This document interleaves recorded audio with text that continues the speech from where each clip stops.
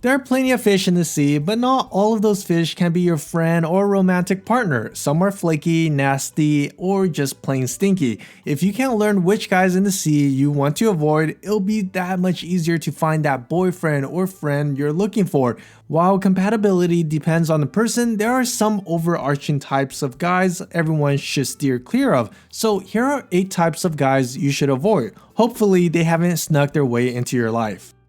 Number 1, the lazy guys. Laziness is when this person prefers to scroll through his feed than to take out the garbage that has been reeking for days. It's when he has deadlines to meet but prefers to sleep 10 hours. Sometimes chilling on your couch on a Sunday afternoon is a necessity, but there's a big difference between winding down from work and being lazy. The thing with laziness is that it's contagious. Pulling someone down is easier than pulling someone up, and that's exactly what's happening when you stick with a lazy person. They're way more likely to make you lazier than to change, so it's best to avoid them altogether if you can.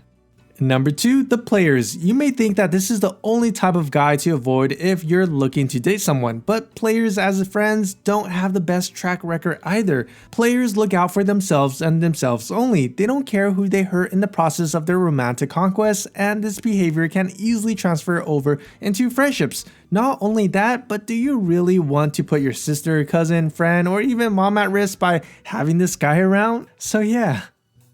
Number 3, the closed-minded guys. It's the 21st century and we have more access to data than ever before. Smart people use this resource to expand their knowledge and grow. Closed-minded guys will argue against the earth being round because they are too hard-headed to open a book. Half of your conversation will end up hitting a brick wall with a closed-minded guy, and you will definitely never grow as a person. If he's closed-minded, he's probably not getting far.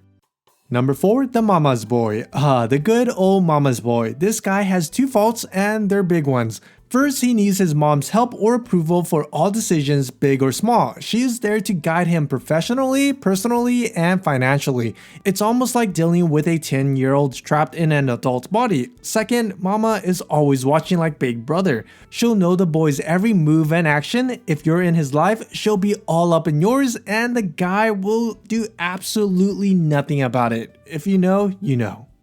Number 5, the IDK guys. The I don't know guys have no direction in life. They might work, but they don't care about what they're doing or where they're going professionally. If they're studying, they're probably doing it because someone pressured them into it, and they pass their classes, but just barely. They rarely have any interests, and they haven't written down a goal in their life. Their common phrase is, whatever happens, happens.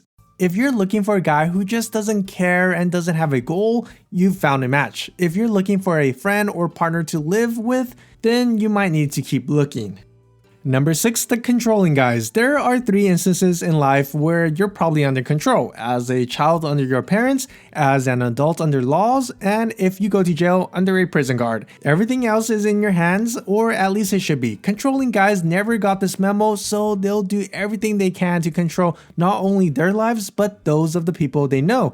This power struggle can come off subtle at first, but you'll soon notice that this guy is making all of your plans, pressuring you to cancel others, and forcing you to do things that you might not be interested in. As a friend, a controlling guy will rarely compromise when it comes to activities. As a boyfriend, he'll act more like an assertive father rather than a romantic partner. This is a huge red flag. When you see Kim Jong-un, a controlling guy, it's probably a good idea to turn the other direction.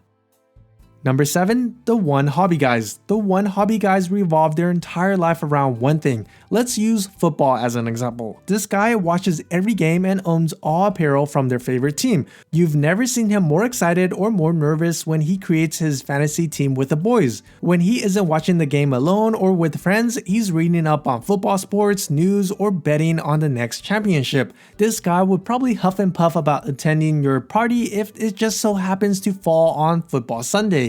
It's not that he's bad or anything, it's just that if you don't have the same interests as him, it's going to be really hard to communicate with him. And if he doesn't like to do anything else besides that one hobby, then that might be trouble. He is a one hobby guy, which makes him a one obsession guy, not balanced and probably not a good fit for everyone.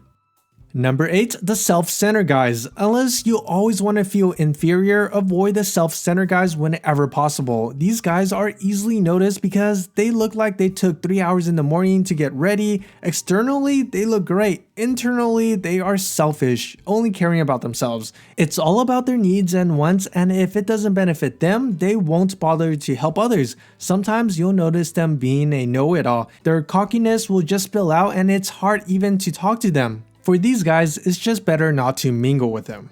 I know I'm missing a lot more other characteristics of guys you want to avoid. The main thing about this is that if you don't feel comfortable or just not vibing with a guy, then it's your sign to just stay away. You're not obligated to stay with them. These guys will just drain the energy out of your life. Anyway, hope this helps. If you like this video, feel free to give it a like and maybe consider subscribing for more videos like these. And as always, thanks for watching.